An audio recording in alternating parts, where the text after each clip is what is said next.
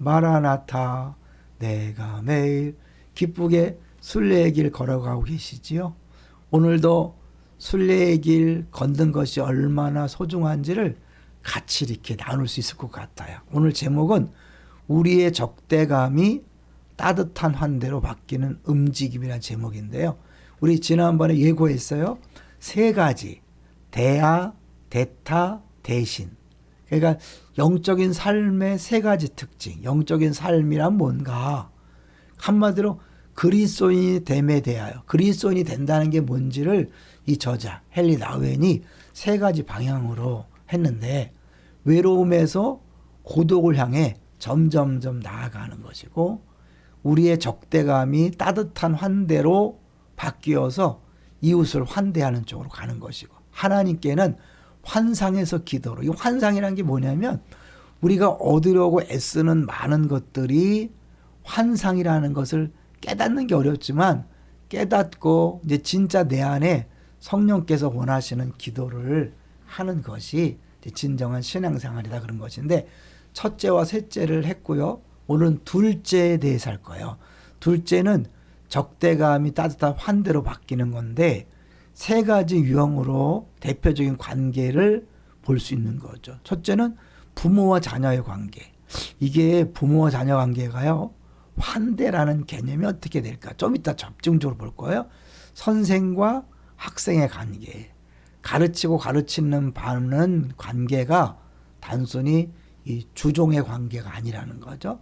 일터에서 만나는 관계. 예를 들면 의사, 사회복지사, 심리학자, 상담자, 간호사, 목사, 신부, 그리고 환자, 고객. 이건 뭐냐면 어떻게 보면 이 의사, 사회복지사, 목사, 신부가 갑의 위치에 있을 수 있잖아요. 가르치고 주도하는 위치에 있을 수 있는데, 그게 아니라 환자와 고객, 내담자, 성도를 환대하는 쪽으로 그렇게 대해야 된다, 그런 거죠.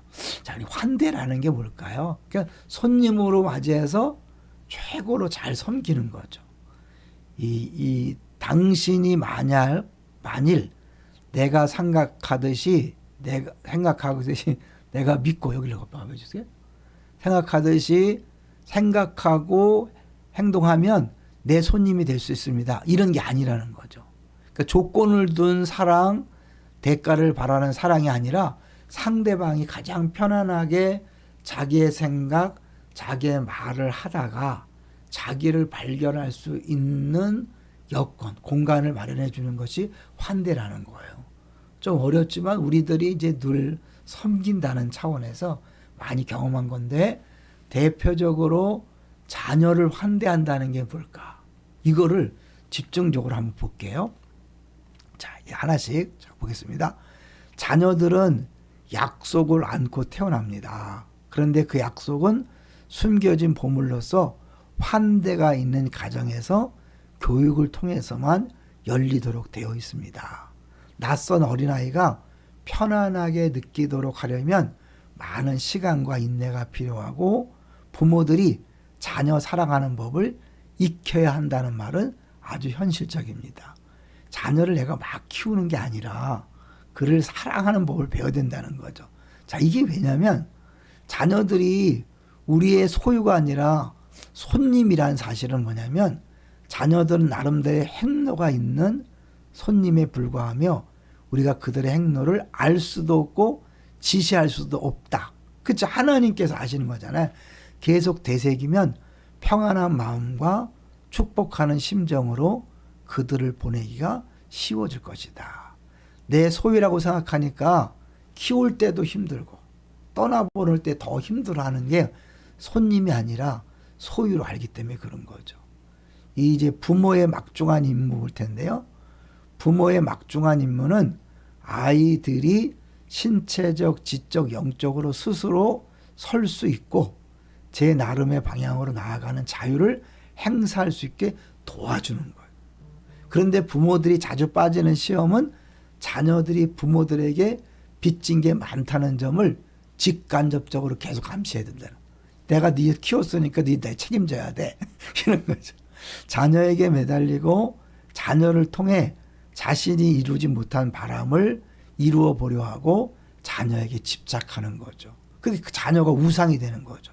자녀가 잘 되는 것이 나의 행복이라고 느꼈을 때 자녀를 구원자로 대하는 거니까 아이들이 그걸 견디지 못해서 빗나갈 수 있고 잘못될 수 있는 거죠. 그래서 자녀가 손님이란 사실을 우리가 한순간도 잊으면 안 되는 게 뭐냐면 자녀가 손님이란 인식은 우리를 자유롭게 해준다는 거예요. 대부분의 부모들은 자녀들의 모든 행동에 대한 책임이 자기들에게 있다는 생각으로 깊은 죄책감에 시달린다는 거죠. 자녀들이 못된 행동을 하며 살아가는 모습을 보면 부모들은 우리가 뭘 잘못해서 저렇게 되었을까? 이렇게 되지 않으려면 우리가 어떻게 했어야 하나? 그러니까 늘 자녀들을 보고 후회하는 거죠. 라고 자문하며 스스로를 질책하거나 그들이 어디에서부터 잘못되었는지를 따져볼 것입니다. 하지만 자녀들은 소유물이 아니기에 꼭두각시 인형극을 하는 사람이 인형을 부르듯이 또는 조련사가 맹수를 훈련시키듯이 다룰 수 없습니다. 자녀는 우리가 접대해야 할 손님이지 우리에게 조롱당하는 소유물이 아닙니다. 충격이지 않나요? 네, 우리가 손님으로 대할 때 그들의 행동과 언행에 대해서 스트레스를 받지 않는 거죠. 하나님이 그 길 알잖아요.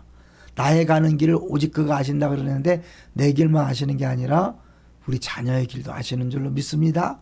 그래서 이제 따뜻한 환대가 있는 가정은 실로 아버지와 어머니 그리고 자녀가 각자의 재능을 서로에게 드러낼 수 있을 뿐만 아니라 한 가족의 구성으로서 서로 인격적으로 대하고 함께 살 수 있으며 자기도 살고 남도 살리는 공동 싸움에서 서로에게 힘이 되어줄 수 있는 곳이라는 거죠.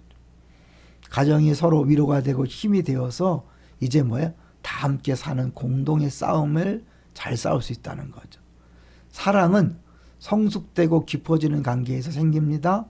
부모와 자녀 간의 사랑이 발전하고 성숙해 결국은 그들이 서로를 향해 다가가고 서로가 동역자임을 발견하는 데까지 이르러야 합니다.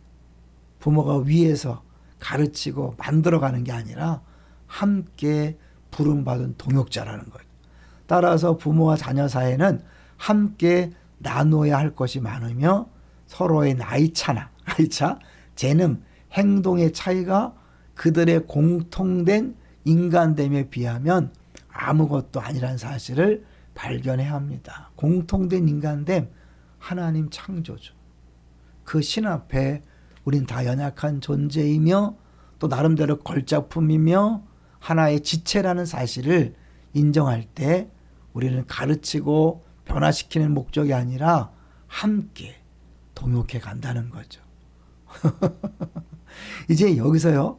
자녀들은 나름대로 행로가 있어서 간다는 건데 이 부분을 우리가 잘 알 때 어떻게 되냐면 이 상대방을 우리가 소유하도록 부르심을 받은 것이 아니라 서로가 서로를 섬기고 또 그런 자리를 마련해 주도록 부르심을 입었다는 사실을 깨닫게 될 때 쓸데없는 스트레스나 쓸데없는 염려 걱정에서 해방되어서 더 자유롭게 자녀를 대하고 그럴 때 자녀가 자녀 스스로의 길을 찾아가면서 하나님이 걸어가게 하신 순례의 길을 뚜벅뚜벅 걸어가는 거예요.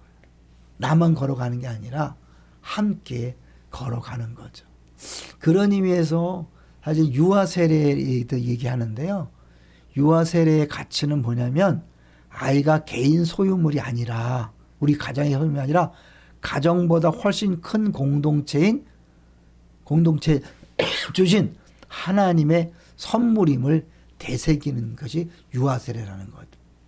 우리 가정회가 아니라 온 교회 모두가 함께 한 멤버로서 공동체의 선물로서 대하기로 결단하는 것이 유아 세례라는 거예요.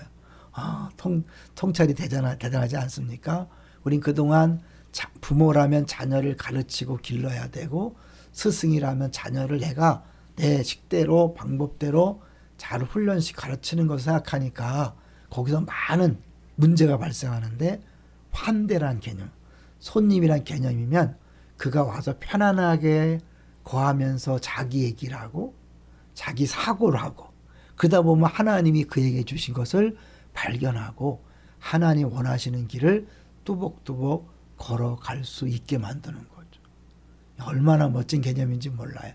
다음에 더 자세하게 나누도록 하겠습니다.